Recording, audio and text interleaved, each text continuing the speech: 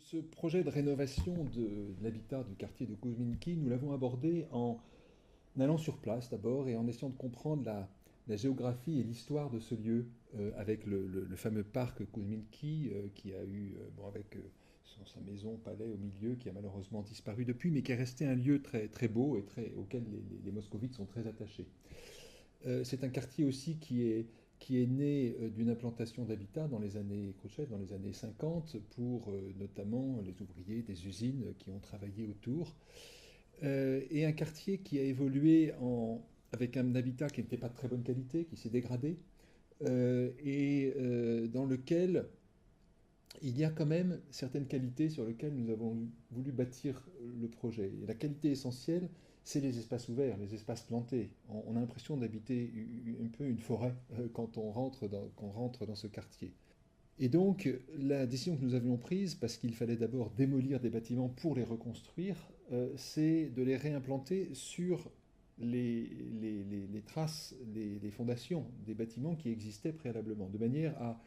toucher le moins possible l'espace planté qui est autour et, pour dire simplement, couper le moins d'arbres possible,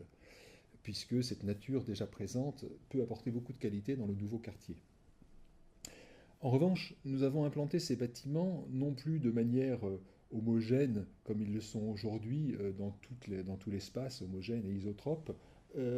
qui crée un espace public qui finalement n'est pas de grande qualité puisqu'il est complètement le même, il est neutre, il est homogène lui aussi d'un bout à l'autre de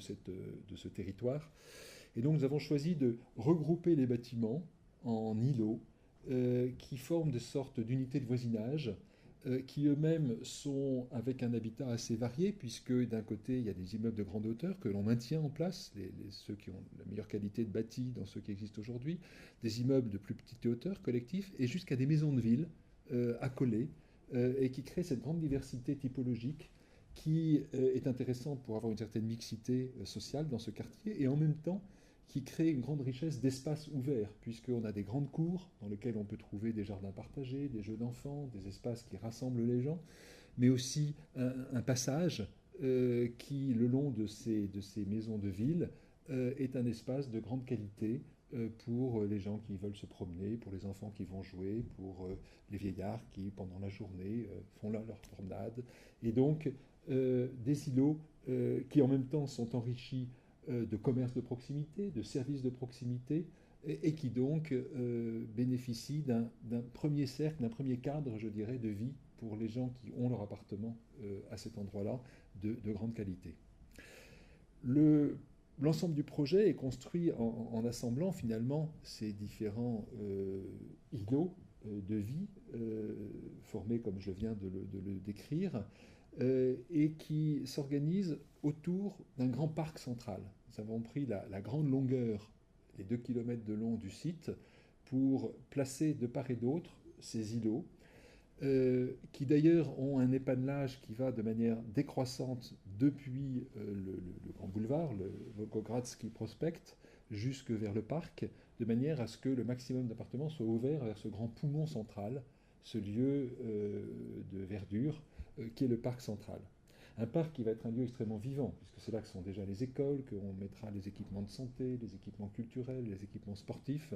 et qui donc va être un lieu vivant pendant la journée. Les enfants, les jeunes seront là, les autres pourront le soir venir s'y promener. On sent qu'on a là quelque chose qui va, à l'échelle du grand quartier de Kuzminki, unifier, être un lieu de rencontre, de passage, d'agrément. Au croisement de ce grand axe est-ouest que forme le parc et d'un axe nord-sud qui va de la station de métro jusqu'au parc Kuzminki, qui est une promenade aussi possible pour les habitants de ce quartier, pour descendre vers le sud jusqu'au parc Kuzminki en passant par-dessus le Volgogradsky Prospect. Eh bien, au croisement des deux, on a réellement le centre du centre de l'opération. C'est autour de la station de métro, qui va être la porte d'entrée finalement dans ce quartier, un programme mixte avec une dominante de tertiaire. Nous pensons que s'il y a du bureau à mettre, c'est là qu'il faut le mettre, mais aussi une concentration de commerce plus importante, en plus du commerce de proximité que l'on voit au pied des îlots, et des compléments d'équipements culturels avec une médiathèque qui vient compléter le théâtre déjà présent et d'autres types d'équipements pour tout le monde et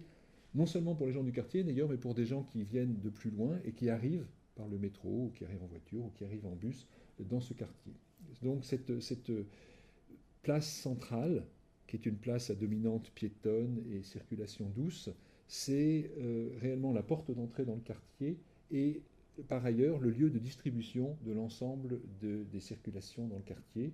qui, plus on pénètre au cœur des îlots, plus elles sont dédiées là aussi à des circulations douces, piétons, vélos, à la belle saison et autres types de circulation douce. En résumé, ce quartier de Kominsky, nous l'avons voulu comme d'abord une nouvelle centralité de Moscou, de la métropole